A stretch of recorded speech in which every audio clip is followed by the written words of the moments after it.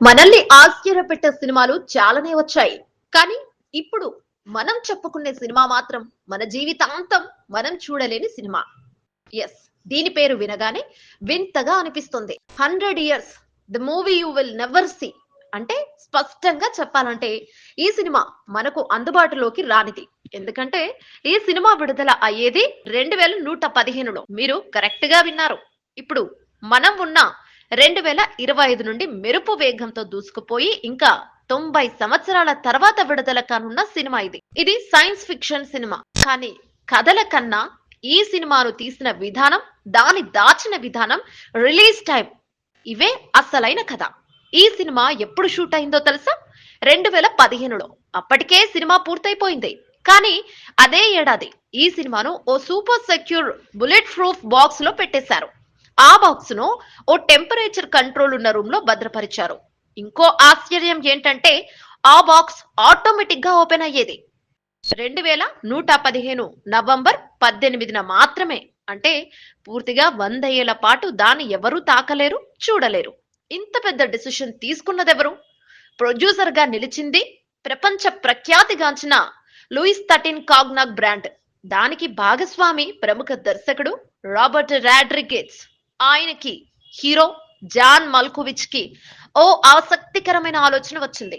మనం తీయబోయే సినిమా ఈ రోజును మించి, ఈ తరం ప్రజల్ని మించి ఉంటే ఎలా ఉంటుందో అనుకున్నారట. అలానే ఈ సినిమా తీయబడ్డది. ఏదైనా ఫ్యూచరిస్టిక్ విజన్ తో 100 ఏళ్ల తర్వాత ప్రపంచం ఎలా ఉండబోతుందో ఊహించి భవిష్యత్తు టెక్నాలజీ, జీవన శైలి, రాజకీయాలు, పరిసరాలు అన్నింటినీ కలిపి ఒక భిన్న దృష్టికోణం నుంచి తెరకెక్కించారు. అయితే అసలు హైలైట్ ఏంటంటే ఈ సినిమాకి ట్రైలర్ కూడా లేదు. అందులోనూ ప్రమోషన్లలో ఇలా తెలుపుతూ ఓ బోర్డు పెట్టారు, నాట్ కమింగ్ సూన్. అంటే మనం మనసులో ఎప్పుడెప్పుడా అని ఎదురు చూసే టైం కాదు ఇది. ఈ సినిమా మన కోసం తీసింది కాదు, మన తరం కోసం కూడా కాదు, మనకంటే తరాల తర్వాతి మనుషుల కోసం తీసిన సినిమా ఇది. ఈ సినిమా కాపీ లేకుండా కేవలం ఒక్క ప్రింట్ మాత్రమే ఉంది. అదే బుల్లెట్ ప్రూఫ్ బాక్స్ లో ఉంది. దాన్ని ఓపెన్ చేయడానికి ఒక ప్రత్యేకమైన పాస్కోడ్, టైమర్ ఉంది. ఇంకో విశేషం, ఈ సినిమా ప్రీమియర్ కోసం ఇప్పటికే 100 మంది స్పెషల్ ఇన్విటేషన్స్ లు కూడా ఇచ్చారు. కానీ వాళ్ళెవ్వరూ ఇప్పుడే చూడలేరు. ఎందుకంటే ఆ టికెట్లపై అడ్మిట్ 1 ఫర్ 2115 స్క్రీనింగ్ అని ప్రింట్ చేశారు. సినిమా థియేటర్ కూడా అంత స్పెషల్.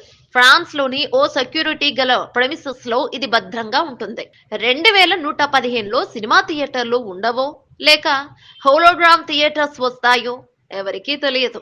కానీ అక్కడ ఈ మూవీని ప్రత్యేకంగా స్క్రీన్ చేయడానికి ముందుగానే ప్లాన్ చేస్తారు. ఇంతకీ సినిమా కథ ఏంటి?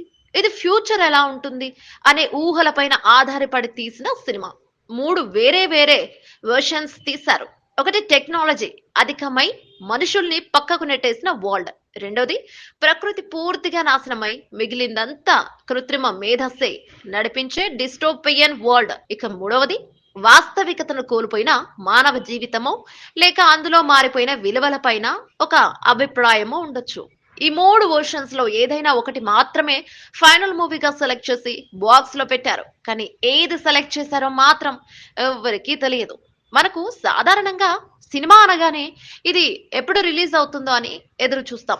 కానీ ఈ సినిమా విషయంలో మనం ఎదురు చూడటం కూడా ఫలితం ఇవ్వదు. ఎందుకంటే మనందరికన్నా ముందు ఈ సినిమా రిలీజ్ అవుతుంది. కానీ మనం బ్రతికి చూసే ఛాన్స్ లేదు. కాబట్టి ఈ సినిమా మీద మనకున్న ఆసక్తి, అనుమానం, అంచనాలు ఇవన్నీ కలిపి ఇది నిజంగా ఒక సినిమా కన్నా ఎక్కువ. ఇది ఒక క్యాప్సూల్స్, ఒక జ్ఞాపకం, ఒక ఫ్యూచరిస్టిక్ క్రియేటివ్ విజన్. ఇది ఓ రకంగా మన మానవ భావోద్వేగాలకి బలమైన గుర్తు. మనం జీవించి ఉండకపోయినా మనం వేసిన అడుగులు, మిగిల్చిన కళారూపాలు భవిష్యత్తు తరాలకు చేరడం, అర్థమవ్వడం అంటే అది కూడా ఒక విజయమే. మనం ఏం చేయగలం అంటే ఇప్పుడు మనం చేయగలిగేది ఒక్కటే, ఈ సినిమా కథనాన్ని వినిపించుకోవడం, షేర్ చేయడం, భవిష్యత్తులో మన సంతానానికి, వారి సంతానానికి చెబుతుండడం. ఒక సినిమా ఉంది, మనం చూడలేకపోయాం కానీ మీరైనా చూడండి అనే ఒక మెసేజ్ భావితరాలకు పెట్టడమే